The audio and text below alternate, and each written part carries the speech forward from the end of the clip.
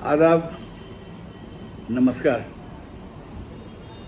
आपका मेरी अपनी महफिल में एक बार फिर इस्तकबाल है, स्वागत है। आजकल मैं आपको सुना रहा हूँ कुर्रतुल ऐन हैदर साहिबा का नावल सीता हरण। आज इसकी 8वीं किस्त। सुनिए, 8वीं किस्त। वानी और विनायक को मेरा प्रणाम, जिन्होंने अल्फाज और उनके मानी ईजाद किए। वाल्मीकि, हनुमान, भवानी और शंकर, राम और सीता को मेरा प्रणाम। हरिहर, जिसके कारण ये दुनिया हकीकी नज़र आती है, जिस तरह रस्सी को सांप समझ लिया जाता है। हरिहर, जिसके चरण ही ऐसी नाव हैं जिनके ज़रिए संसार पैदाइश और मौत के समुंदर को पार किया जा सकता है। विष्णु, जिसका चेहरा हाथी का ऐसा है जो कलयुग की बदी को जलाकर राख कर देता है। मुझ पर अपना रहम कर। दूध के समुंदर में रहने वाले खुदा, जो नील कमल के मानिंद नीला है, मुझ पर रहम कर। गुरु रामानंद के कदमों की धूल से जो अमृत है, जो अपनी खिरत की आंखों को साफ करूंगा। संतों के कर्म कपास के फूल ऐसे हैं, खुश्क और सफ़ीद और मुलायम। मेरा गुरु, जो दुनिया में मुजस्सम प्रयाग है, जहाँ से गंगा बहती है, और जो राम की भक्ति है, जो ध्यान है, जो सरस्वती की मानंद है। हरि और हर की कहानी त्रिवेणी ऐसी है। धर्म बरगद का मजबूत दरख्त है। बदनफ्स दुनिया में केतु की तरह तबाकुन है और कुंभकर्ण की तरह सन्नाटे हैं। खुदा और बंदा, दौलत और अफलास, बादशाह और भिखारी, काशी और मगध, गंगा और कर्मनाश, मारवाड़ और मालवा, ब्राह्मण और कसाई, वेदों ने इनका फ़र्क बताया है। मैं सफ़ेद कागज़ पर वही लिखता हूँ जो सच है। मलाया की जो लकड़ी, इसे बड़ा बेशकीमत समझा जाता है। इसे महज लकड़ी कौन समझता है। शारदा की बूंदें सीपी में गिरते ही पूर्णमासी की रात को सदफ बन जाती हैं। अवध के मुक़द्दस शहर और मुक़द्दस सरजू को मेरा प्रणाम। सीता और राम जो इस तरह हैं जैसे लफ्ज़ उसके मानी, पानी और उसकी मौज। रघुपति की भक्ति बरसात का मौसम है। राम के भगत धान के उगते हुए पौधे। राम नाम के हरूफ सावन भादों के महीने। पुरखुलूस मोहब्बत वो जंगल है जिसमें राम और सीता घूमते हैं। ज़हीन सवालात किश्तियाँ हैं, इनके जवाब माहिर मल्लाह। राम के अल्फाज मजबूत घाट हैं। मनु बादशाह, जो नस्ल इंसानी का बाप है, उसका पोता हरि भगत था। मनु और उनकी बीबी ने राजपाट टच कर तपस्या के लिए जंगलों का रुख किया। मियाँ और बीबी जंगल में इस तरह चलते थे गोया खिरद और अकीदा हमराह हों। ओम नमो भगवते वासुदेव का जप करते। वो जब गोमती किनारे पहुँचे और हज़ारों साल इबादत करते रहे, तब खुदावंदे आलम ने उनसे कहा, मांगो मांगो, तुम्हारी क्या ख्वाहिश है। मनु ने कहा, खुदावंद, मैं तुझ जैसा बेटा चाहता हूँ। खुदावंदे आलम ने कहा, मैं लासानी हूँ और मेरा जैसा दूसरा कोई नहीं। मैं ये अलबत्ता कर सकता हूँ कि तेरे बेटे के रूप में दुनिया में आऊँ। अरे हिमा, अम्मा ने रामायण के सफ़े पर उंगली रखकर अपने कमरे से आवाज़ दी। अरे क्या सीता चली गई? उसे तो खाना तो खिला दिया होता। हिमा ने कोई जवाब नहीं दिया। वो बेडरूम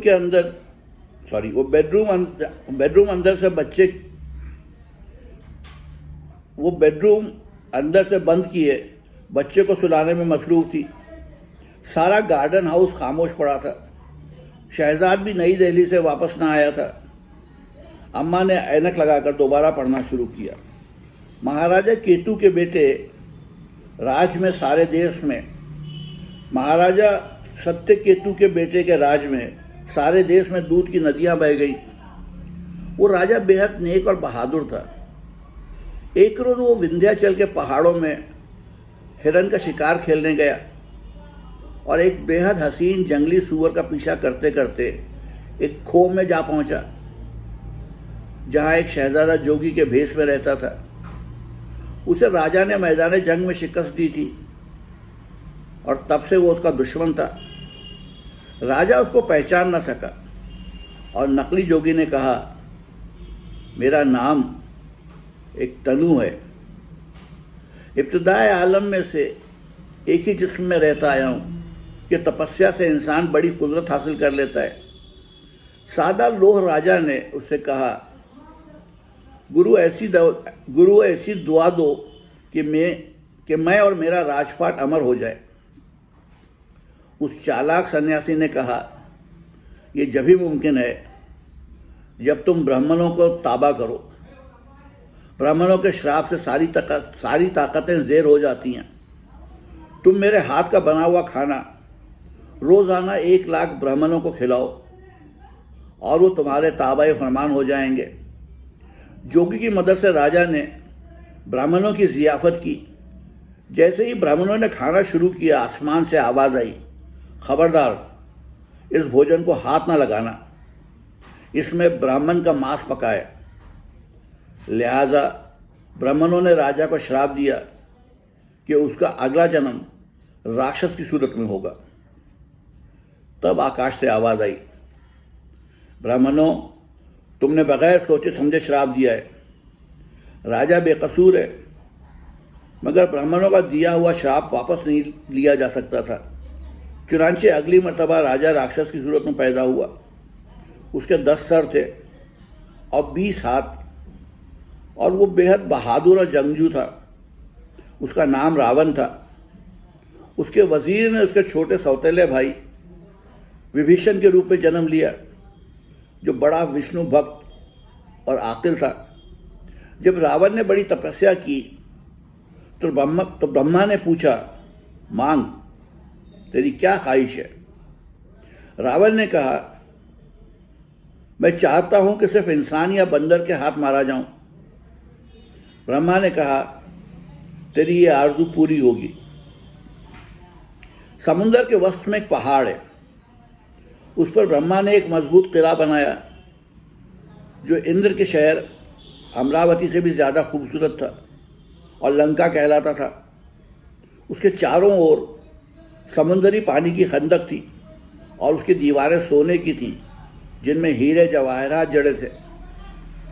रावण ने उस लंका को अपनी राजधानी बनाया और उसमें इत्मीनान से रहने लगा।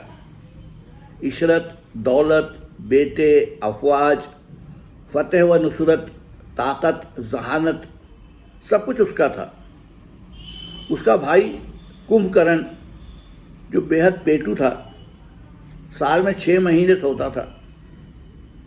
अपनी ताकत के नशे में आकर एक रोज़ रावण ने सारी कायनात के खिलाफ ऐलान जंग कर दिया। सारी दुनिया उसकी महकूम हो गई। नेकी इस जहान से रुखसत हो गई। तब खुदावंदे आलम ने कहा, मैंने मुद्दतें गुजरी, कश्यप और अदिति से उनकी एक आरजू पूरी करने का वादा किया था। अब मैं सूरजवंशी खानदान में पैदा होता हूँ और मेरा नाम राम होगा। अवध के शहर में रघुवंशी राजा दशरथ हुकूमत करता था, जो वेदों का माहिर और नेक और अक्लमंद और विष्णु का बंदा था। बाहर मोटर आकर रुकी। शहजाद आहिस्ता आहिस्ता सीटी बजाता अंदर आया। फिर उसके कदमों की चाप उसके बेडरूम में बिछे हुए कालीन में डूब गई। अम्मा ने कई वरक उल्टे और आगे पढ़ना शुरू किया। और जब दोनों शहजादे उस खूबसूरत शहर के बाहर पहुंचे जहाँ दरिया के किनारे और बहुत से शहजादों ने खेमे लगा रखे थे, तब विश्वामित्र ने कहा, रघु, हम यहाँ ठहरेंगे। जब मिथिला के राजा को मालूम हुआ कि ऋषि विश्वामित्र तशरीफ लाए हैं, तो वो खुद उनसे मिलने के लिए आए और उन्होंने पूछा, ऐ महाराज, बतलाइए, ये दोनों खूबसूरत लड़के, जिनमें से एक सांवला है और एक गोरा, आपके साथ कौन है? क्या ज़ाते मुतलिक, जिसे वेदों में ये नहीं है कहा गया है, दुई के रूप में जाहिर हो गई है? और विश्वामित्र ने बताया कि ये दोनों आकिल और बहादुर भाई राम और लक्ष्मण हैं। और शहर की औरतें जो खिड़कियों की जालियों से झांक रही थीं, उन्होंने एक दूसरे से कहा, उस सांवले बदन और कमल नयनों वाला जिसने तीर कमान उठाया हुआ है, कौशल्या का बेटा राम है, और गोरी रंगत वाला जो उसके पीछे पीछे चल रहा है, उसका वफादार भाई और सुमित्रा का बेटा लक्ष्मण है। और ये दोनों यहाँ धनुष तोड़ने के मुकाबले का नज़ारा करने आए हैं और सीता गौरी की पूजा के लिए बाग में आए। और राम ने उनकी पायल की झनकार पर नजरें उठाईं और उनकी नजरें सीता के चेहरे पर ऐसे जमी जैसे चांद चकोर को देखता है। और लक्ष्मण ने कहा, भैया, ये जनक की बेटी सीता है, जिसको हासिल करने के लिए धनुष तोड़ने का मुकाबला किया जा रहा है। दरख्तों के कुंज से सीता ने राम पर निगाह डाली और उनकी नज़रें राम पर ऐसे जमी जैसे चकोर खजा के चांद को देखता है। उन्होंने राम को आंखों के जरिए दिल में दाखिल करके पलकों के किवाड़ बंद कर लिए।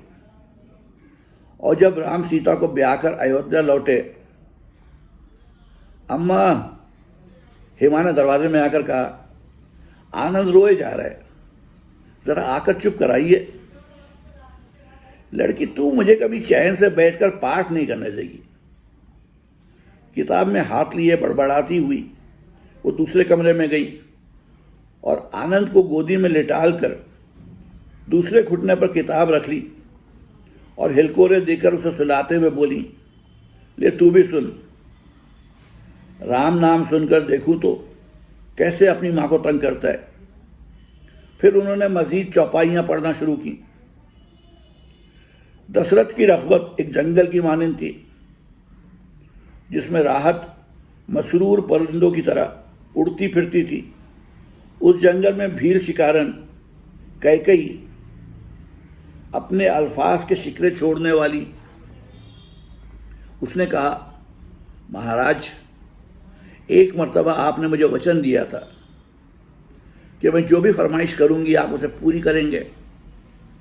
सूरजवंशी राजा अपने कौल से नहीं फिरा करते। अब मेरी एक आरजू पूरी कीजिए। राम के बजाय मेरे बेटे भरत को गद्दी पर बिठाइए और राम को 14 बरस की बनवास दे दीजिए। बच्चे ने जोर से अपना मुन्ना सा हाथ मारा और किताब पट से बंद होकर नीचे गिर पड़ी। अम्मा ने उसे उठाकर पढ़ना जारी रखा। राम और लक्ष्मण के दरमियान सीता इस तरह चल रही थी जैसे ज़ाते मुतलिक और इंसानी रूह के दरमियान फरेब नज़र।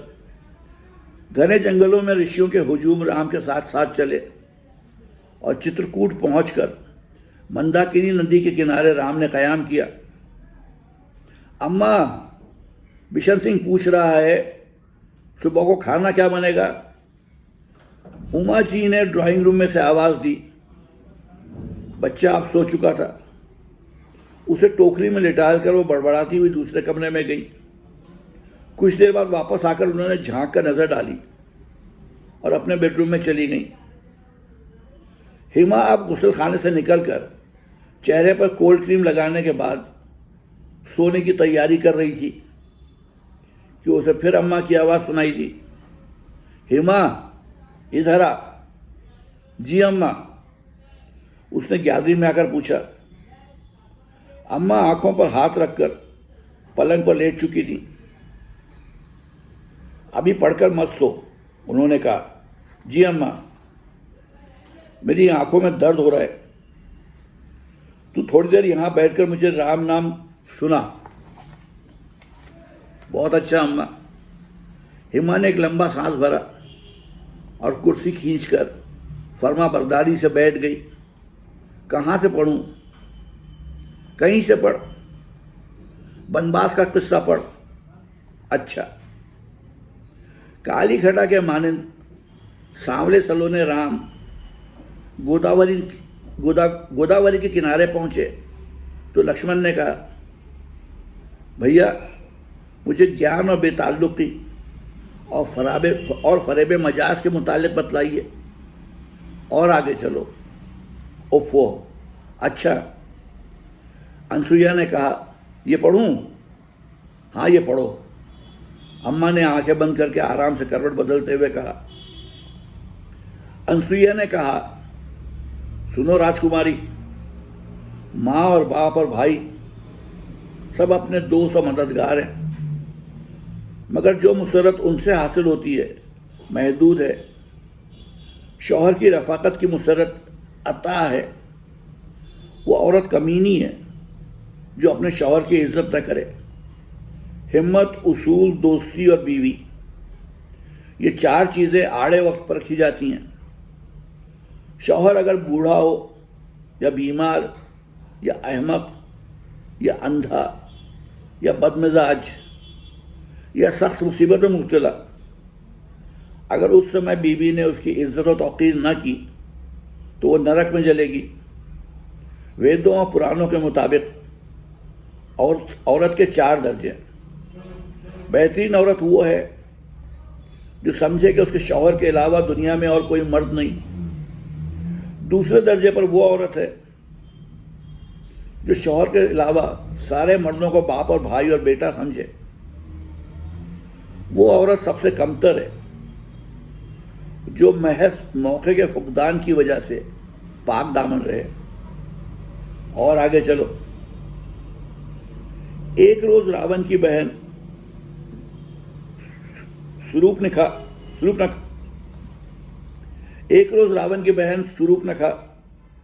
गोदावरी के किनारे आई और उसे दोनों शहजादे नजर आए। एक गरुड़ औरत खूबसूरत मर्द को देखकर इस तरह पिघल जाती है जैसे सूरज के सामने रेतीला पत्थर। आगे चलो। जब लक्ष्मण ने तैश में आकर सूर्पनखा की नाक काट ली, यहां से सुनाओ, तो वो रोती हुई राक्षसों के पास पहुंची और उनका सरदार धूमकेतु 14,000 राक्षसों की फौज लेकर राम और लक्ष्मण पर हमला करने के लिए रवाना हुआ। उस समय जंगल में गीदड़ चिल्लाते थे। भूतों और बदरूहों और मुसाफिरों ने खोपड़ियां जमा की। खूंखार अफरियतों ने उन खोपड़ियों के ढोल बजाए और चुड़ैलें उनकी ताल पर नाची। सूर्पनखा ने अपने भाई से कहा, आगे चलो जहां सीता हरण होता है। और सतवंती सीता ने देखा कि एक सुनहरा हिरन जंगल में भागा जा रहा है। नाथ, उन्होंने कहा, उसका शिकार करके उसकी खाल मेरे लिए ला दीजिए। रघुपति समझ गए कि यह हिरन कौन है और देवताओं का मकसद पूरा करने के लिए उन्होंने तीर कमान उठाई। रघुपति ने लक्ष्मण से कहा, भाई, जंगल में राक्षस घूम रहे हैं। ध्यान और फहम और ताकत के जरिए सीता की हिफाजत करते रहना। राम को देखते ही हिरन तेजी से भागा और राम ने उसका पीछा किया और बहुत दूर निकल गए। जब हिरन राम के तीर से घायल होकर गिरा तो उसने एक फलक शिकाफ चीख मारी और चीख की आवाज सुनते ही सीता ने घबराकर लक्ष्मण से कहा, भैया, तुम्हारे भाई पर कोई आफत आई है। वो जिसकी अबरू के इशारे से सारी कायनात तख्लीक होती, इस वक्त खुद खतरे में है। फौरन जाओ। और लक्ष्मण सरासीमा होकर राम को ढूंढने चले गए। और रावण जोगी के भेष में सीता की कुटी पर पहुंचा और उन्हें जबरदस्ती उठाकर ले चला। सीता चीखी, रघुराय रघुराय। हेमा को अब नींद आ रही थी। उसने आंखें मलकर देखा कि शायद अम्मा भी सो चुकी हों, मगर वो उसी तरह बड़ी श्रद्धा से आंखें नीम वाकिए लेटी पांव हिला रही थीं। ये चौपाइयां वो हजारों मर्तबा पढ़ चुकी थीं, मगर जाने ये क्या मुसीबत थी।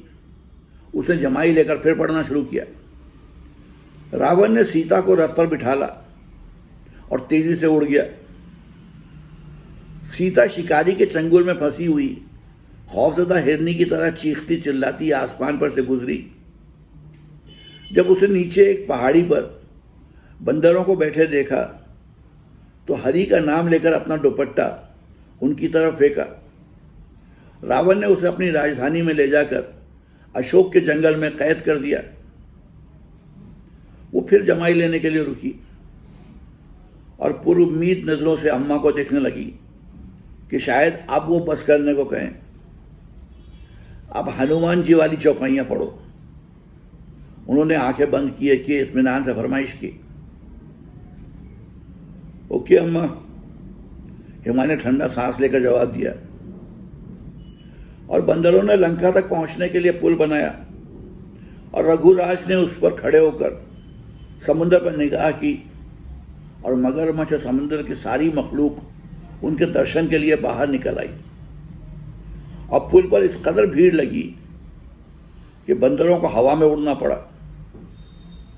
बंदरों ने साहिल पर पहुंचकर खूब फल खाए। हाउ स्वीट, हेमा हंस पड़ी। अम्मा ने गुस्से से हुंकारा भरा और फिर पहाड़ों के टुकड़े तोड़ तोड़ कर लंका की तरफ फेंके। सामने लंका थी, सोने के शहर, चौक और बाजार और गलियां और हाथी और घोड़े और रथ और राक्षसों की फौजें और जंगल और फूल वन और झीलें और तालाब और इंसान और नागों और गंधर्वों की खूबसूरत बेटियां। हनुमान जी ने उस जगह की मजबूत किलाबंदियां देखकर नरसिंह पर ध्यान लगाया और मच्छर की सूरत बनकर लंका में दाखिल हुए। और एक राक्षस ने, जिसका नाम लंकिनी था, ललकार कर कहा, तुम मेरी बगैर इजाजत यहां कैसे आए? और हनुमान जी ने उसे एक घूसा रसीद किया और बैंग बैंग बैंग इंजनों का शोर कम हुआ और हवाई जहाज बड़ी सहूलत से रतमालना एयरपोर्ट पर उतर गया। मद्रास से यहां तक गहरे बादलों की वजह से परवाज बहुत खराब रही थी। वो जहाज से उतरकर सीधी इंडियन एयरलाइंस के काउंटर पर गई और कोलंबो प्लान के दफ्तर फोन किया। जी नहीं, यहां तो कोई मिस्टर इरफान नहीं है, शायद किसी दूसरी इमारत में हो। ठहरिए, मालूम करके बताता हूं। अब घंटा भर बाद दोबारा उसका दिल धक से रह गया। अब क्या होगा? यूएन का दफ्तर की तरह उसने टैक्सी वाले से दरियाफ्त किया। ड्राइवर ने टैक्सी एक इमारत के सामने ले जाकर खड़ी कर दी। उसके अंदर वो बैठा होगा। जमील अपने डेस्क पर अपने काम में मसरूफ होगा। अगर वो इस वक्त बाहर निकल आए तो क्या हो? यकलख्त उसे बेहद डर लगा और सीधी माउंट लेवनिया होटल की तरफ रवाना हो गई। उस रोज सारे कोलंबो में बड़ी खुशगवार धूप फैली हुई थी, जिसमें सड़क के दोनों तरफ लगे हुए सुर्ख फूलों वाले घने दरख्त और नारियल के झुंड और समुद्र की लहरें, हर चीज जगमगा रही थी। माउंट लेवनिया के नीचे साहिल पर अंग्रेज और अमेरिकन आफताबी गुस्ल में मसरूफ थे। फिजा पर अजीब सी काहिली छाई हुई थी। अपने कमरे में पहुंचकर कुछ देर बाद उसने दरीचा खोला।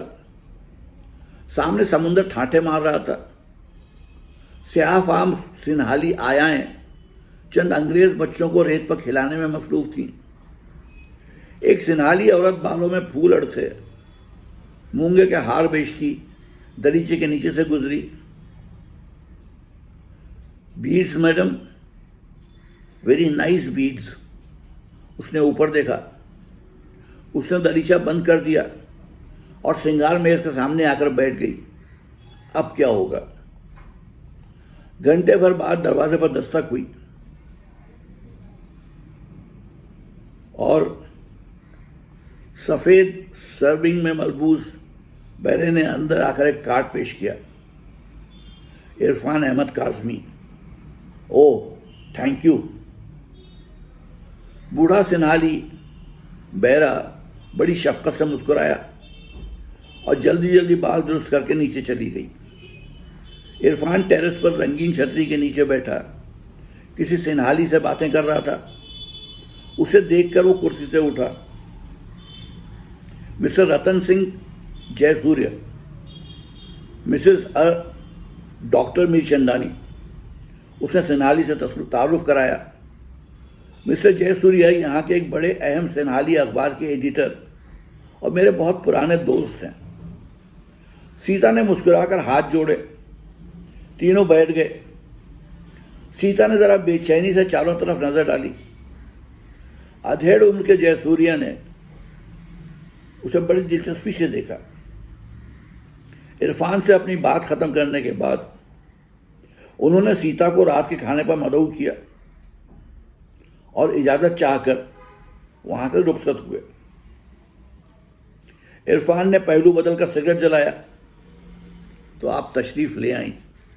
जी हां, इतने दिनों बाद ये बड़ी अनसेरेमोनियस सी मुलाकात थी। तुमने ये लिखा ही नहीं कि अचानक यहां क्यों नाजिल हो रही हो। मैं समझा तुम भी किसी सरकारी काम के लिए आने वाली हो। कोलंबो इंटरनेशनल कॉन्फ्रेंसों का शहर है। खत में पूरी दास्तान क्या लिखती आपको खुद ही अच्छी तरह मालूम है। वाकया यह है कि अब मैं सोचता हूं कि मुझे तुम्हारे मुताल्लिक कुछ भी नहीं मालूम। उसका दिल डूब सा गया। दूसरे लहजे उसने संभल कर पूछा, आपको कैसे पता चला कि मैं यहां हूं? मैं भी यहीं ठहरा हूं। तुमने ये भी नहीं लिखा था कि किस रोज पहुंच रही हो। बहरहाल तुम्हें तलाश करने में ज्यादा दिक्कत नहीं हुई। जमील से मुलाकात हुई। जमील यहीं है। तुम उनसे मिलने आई हो। बड़ी सख्त डार्क हॉर्स हो। उसने एस्ट्रे में सिगरेट बुझाते हुए कहा।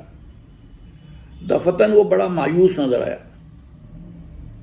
आपका क्या ख्याल था? मैं इतनी दूर चलकर महज आपके दर्शन के लिए आई हूं। यू हैव होप्स, उसने हंसकर जवाब दिया। यकलख्त माहौल का खिंचाव दूर हो गया। वो भी खूब हंसा। आप उसे जाकर मिलिए आज, अभी, फौरन।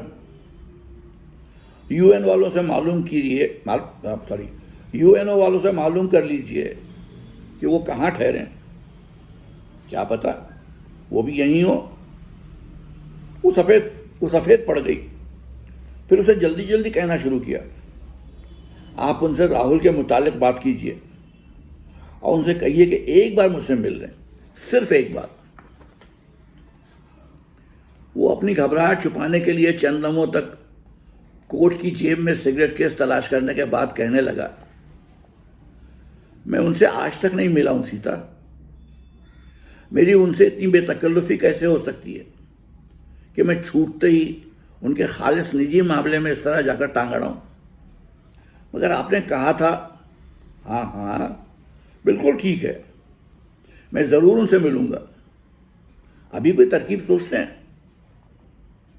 तुम इस वक्त तो जरा रिलैक्स करो, सिगरेट लो। मैं किस तरह रिलैक्स कर सकती हूँ? ये भी ठीक है। वो फिर मुंह लटका कर खामोश हो गया। सामने से खूबसूरत डच बर्गर लड़कियों का माफ कीजिएगा, सामने से खूबसूरत डच बर्गर लड़कियों का एक पूरा गुजरा। उनमें से एक लड़की नीला फ्रॉक और नीली पिक्चर हैट और सफ़ेद दस्तानों में बिल्कुल गिनीज ब्रूकी की पेंटिंग मालूम हो रही थी। हिंदुस्तानी साड़ियों में मलबूस सिन्हाली और तामिल औरतें, कीमती सूटों में मलबूस स्याह फाम मर्द, संजीदा शक्लों वाले अंग्रेज, बेफिक्रे अमेरिकन इधर उधर चल फिर रहे थे। टेरेस के नीचे समुद्र शोर कर रहा था। शाम को क्या कर रही हो? कुछ नहीं। जयसूर्या की पार्टी में चलो। मैं यहां सोशल मुलाकातों के लिए नहीं आई हूं। तो क्या जंगल में बैठकर तपस्या करोगी? यह आदमी भी क्या बुगस था। अब क्या होगा? अब क्या होगा? वो उठ खड़ी हुई। अब कहाँ का इरादा है? जहन्नुम का। अरे अरे, खफा हो गई इतनी जल्दी? अब क्या ये भी जमील का शेरनी और बिल्ली के बच्चे वाला जुमला दोहराने वाला था? Oh my God. वो रेलिंग पर झुककर साहिल की तरफ देखने लगी। आप यहां से कब वापस जा रहे हैं? उसने चंद लम्हों बाद मौजू तब्दील किया।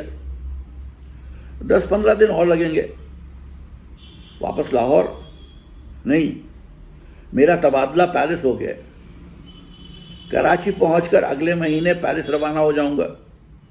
How wonderful, lucky you.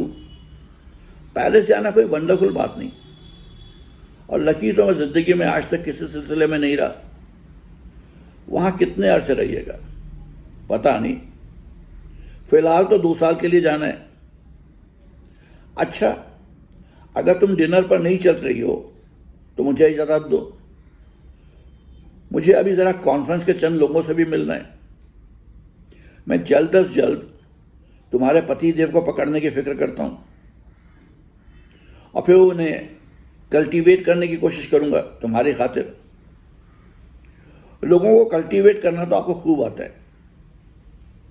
कोशिश की क्या जरूरत है? सीता ने जरा तलखी से जवाब दिया। वो हंसा। अच्छा आप खफा मत हो। Cheer up. कल सवेरे ही से कॉन्फ्रेंस का इजलास है। अगर मौका मिला तो फोन करूंगा। तुम ब्रेकफास्ट के लिए नीचे आओगी? जी नहीं। अच्छा, तो मैं कॉन्फ्रेंस में जाने से पहले फोन करूंगा। Good night. Good night. वो लंबे लंबे डग भरता टेरेस से उतरकर बाहर चला गया। वो रेलिंग पर सर रखकर समुद्र को देखती रही, जहां सूरज डूब रहा था, और किनारे पर बिकनी में मलबूस एक अंग्रेज औरत कहे लगाती आगे आगे भाग रही थी, और एक मोटा अंग्रेज हाँपता कांपता रेत पर उसके पीछे पीछे दौड़ रहा था। दूसरे रोज वो शहर का चक्कर लगाकर दोपहर के करीब लौटी तो रिसेप्शन काउंटर पर उसके नाम का इरफान का पर्चा रखा था।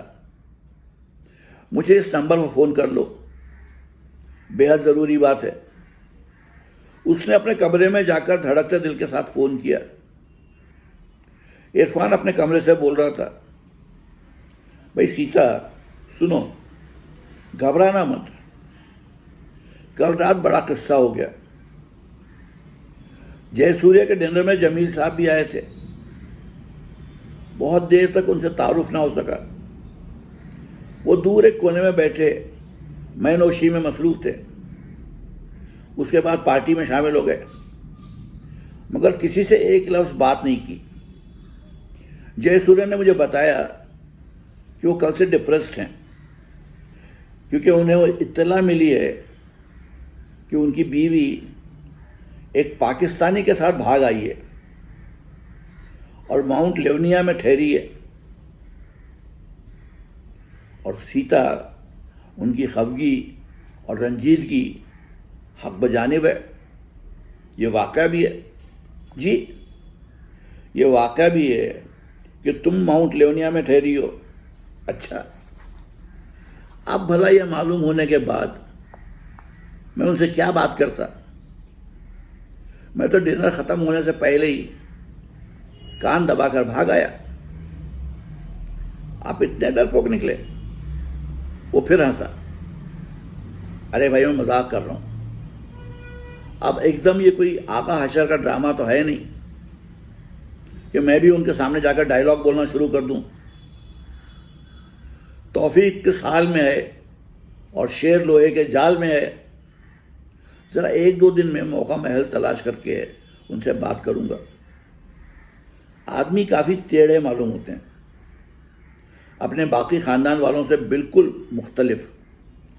कल शाम टेरेस पर मुझे तुमसे बातें करता देखकर डिनर पर बहुत से लोगों ने मुझसे पूछा कि वो कौन परिजात थी जिसके साथ आप चाय पी रहे थे वगैरह। तुम जानती हो, गॉसिप की आदत इंसानी फितरत में दाखिल है, उसे बदला नहीं जा सकता। अब कॉन्फ्रेंस में जा रहा हूं, शाम को अगर कहो तो तुम्हारे कमरे में आकर सारी रिपोर्ट दूं। नीचे पब्लिक में तुमसे मिलना जरा मखदूश है। जी नहीं, रात को 10 बजे के बाद फोन कर लीजिएगा। अच्छा। रात को उसका फोन नहीं आया। तीसरे दिन वो सीढ़ियां उतरकर बाग में जा रही थी जब हॉल की तरफ से आता हुआ वो मिल गया। भाई सीता, मुझे माफ करना, उसने जल्दी जल्दी कहा। मैं रात फिर बहुत देर में वापस आया। सुनो, इधर आओ। मैं आज लंच पर जमील साहब से मुलाकात कर रहा हूं। वो एक गुलमहर के पेड़ के नीचे खड़े हो गए। सुनो, यहां पर एक सैन मिशेल, यहां पर एक जगह सैन मिशेल है। झील के अंदर एक जजीरा है जहां एक रेस्तोरां है। मैं शाम को वहां आ जाऊंगा, तुम भी तशरीफ ले आओ। सारी रिपोर्ट गोश गुजार कर दूंगा। वहां तो कोई हिंदुस्तानी पाकिस्तानी नहीं मिलेंगे? उसने जरा खायफ होकर पूछा। मेरे ख्याल में तो कोई हिंदुस्तानी या पाकिस्तानी इतनी दूर नहीं जाएगा। शाम का वक्त ज्यादातर लोग शहर के नाइट क्लबों में गुजारना ज्यादा पसंद करते हैं। अच्छा, तुम 6 बजे वहां जरूर पहुंच जाना। अकेली?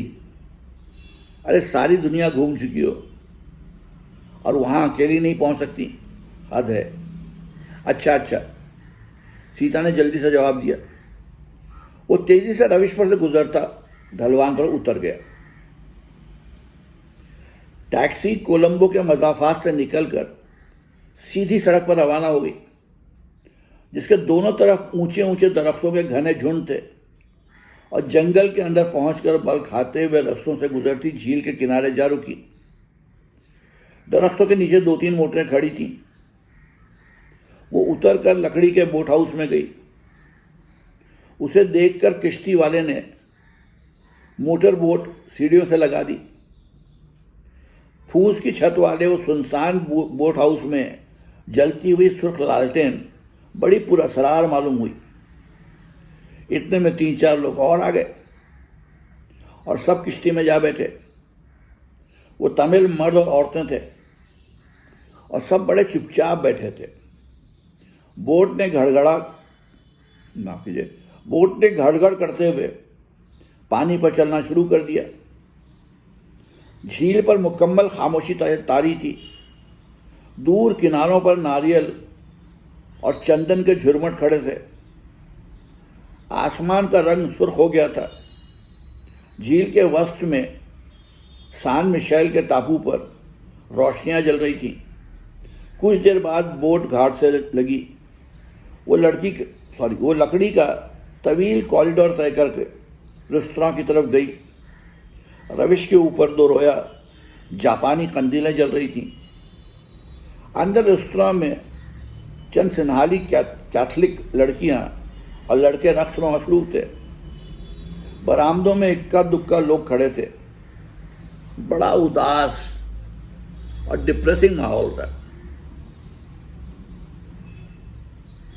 ऑर्केस्ट्रा अनीता ब्राइट का उदास नगमा बजा रहा था और एक डच बर्गर लड़की माइक्रोफोन के सामने खड़ी गा रही थी, ओ come along with me to my little corner of the world and dream a little dream in my little corner of the world.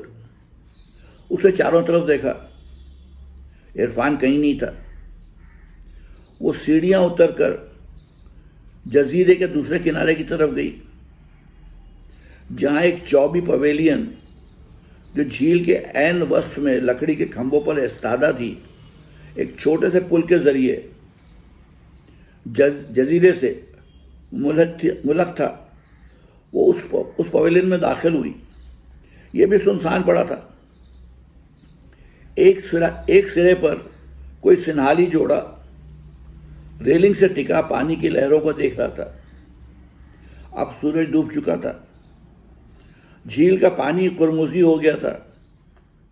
चंद लम्हों में ये सुर्खी रात की स्याही में तब्दील हो गई। सीता, उसने मुड़कर देखा। इरफान कोने की मेज पर से उठकर आया। तुमने देखा नहीं?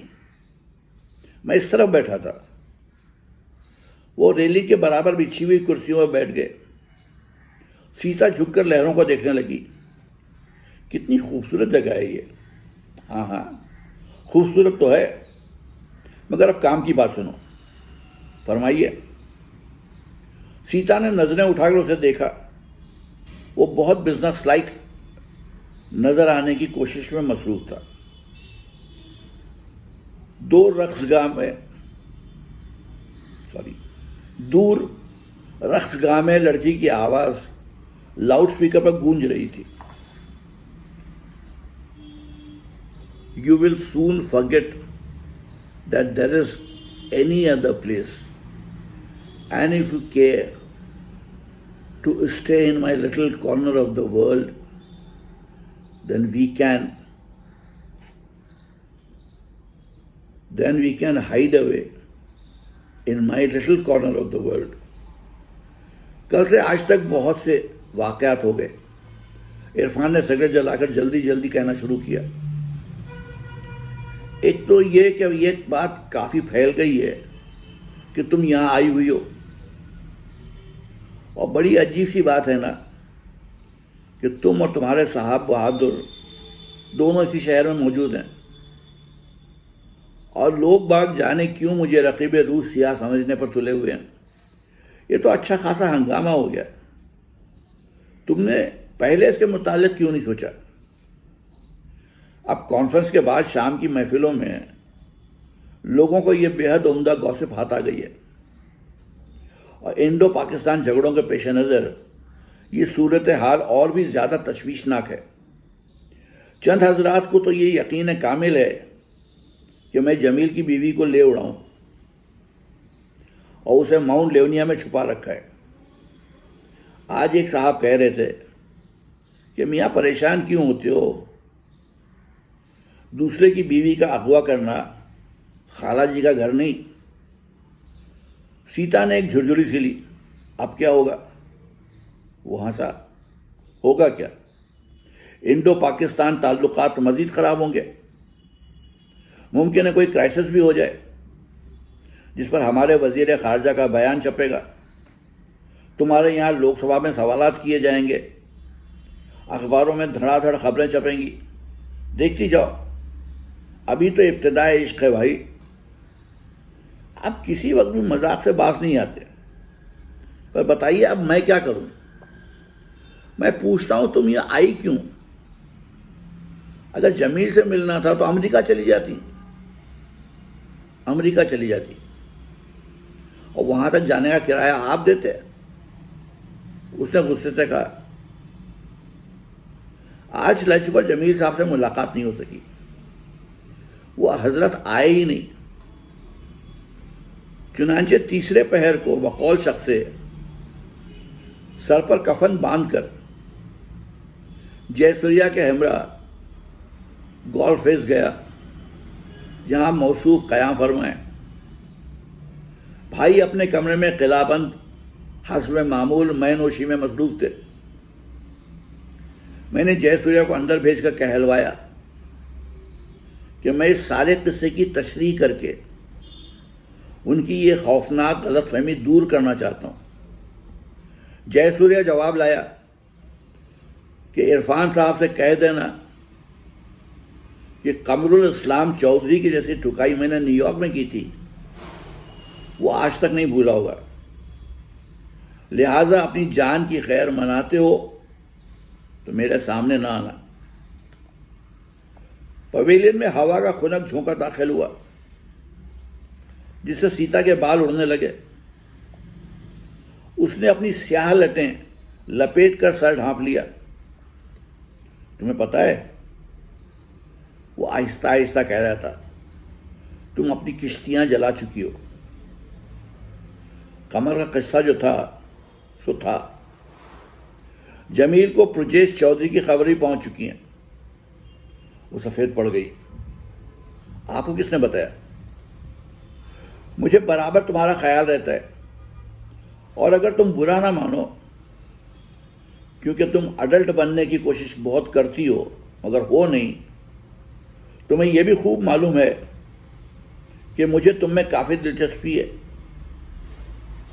गालिबन तुम इसका मदावा नहीं कर सकती। लोग तुम में अदबदा के दिलचस्पी लें। यह दूसरी बात है कि अपनी हद तक तुम भी उनका दिल नहीं तोड़ना चाहती। आपने इस वक्त ये इस कदर जलील और कमीनेपन की बात कही है कि मैं इसका जवाब नहीं देना चाहती। मैं आपको अपना दोस्त समझकर कोलंबो आई थी। दोस्त? दोस्ती क्या भला है? डैम। शाम के गहरे सन्नाटे में जजीरे से आती हुई मौसीकी आप साफ सुनाई देने लगी। रक्सगाह के अंदर लड़की वही गाना दोबारा गा रही थी। I always knew I would find someone like you so. Welcome to my little corner of the world. वो यकलख्त उठ खड़ा हुआ। अब रात काफी हो गई है, कोलंबो वापस जाओ। तुम पहली किश्ती से किनारे पर वापस चली जाओ, मैं बाद में वापस आ जाऊंगा। क्या पता वाकई रेस्तरां में कोई मुझे या तुम्हें पहचान ले। रात पड़े यहां मजमा ज्यादा हो जाता है। Good night. वो उसे पवेलियन की 24 पुल तक पहुंचाने भी नहीं आया। वो रविश पर आई। घाट की सिम जाने के लिए रक्सगाह के रास्ते पर से गुजरी तो रेस्तरां के सिन्हाली मैनेजर ने, जो डीजे पहने बिल्कुल पिंगविन लग रहा था, सामने से आकर उससे कहा, मिस आप बहुत जल्द वापस जा रही हैं, डिनर के लिए नहीं ठहरिएगा? करीब से गुजरती हुई 2 तमिल खवातीन ने उसे गौर से देखा। वो तेज तेज कदम उठाती कॉरिडोर तक पहुंची। कॉरिडोर के सिरे पर एक और सिनाली जोड़ा रेलिंग पर झुका खड़ा था। रात के आसमान की वसत और सन्नाटे के मुकाबले में उनका सिलवट बहुत अलमनाक और बेबस मालूम हुआ। उनके सर के ऊपर एक सुर्ख और सब्ज जापानी कंदील जल रही थी। चारों खूंट बेपाया तन्हाई थी। घाट से उतरकर वो मोटर बोट में बैठ गई। अंदर रूसी सफारत खाने के चंद मर्द और औरतें बैठे हुए थे। इस जगह का शहर ऐसा था कि शायद बात करते हुए भी डर लगता था कि ये शहर टूट न जाए। दूसरे रोज इरफान उसे लाउंज में मिला। मैंने आज फिर बात का सिलसिला जारी कर रखने की कोशिश की, मगर वो मुलाकात पर तैयार नहीं है। लाहौल वला कुव्वत, तुमने मुझे क्यों मुसीबत में फंसा दिया? मुझे अफसोस है कि मैंने आपको मुसीबत में फंसाया। मेरा ख्याल था हम तीनों मुतमद्दिन अफराद हैं और इसी सतह पर यह खालिस ह्यूमन मामला आपके सलाह मशवरे से तय हो सकेगा।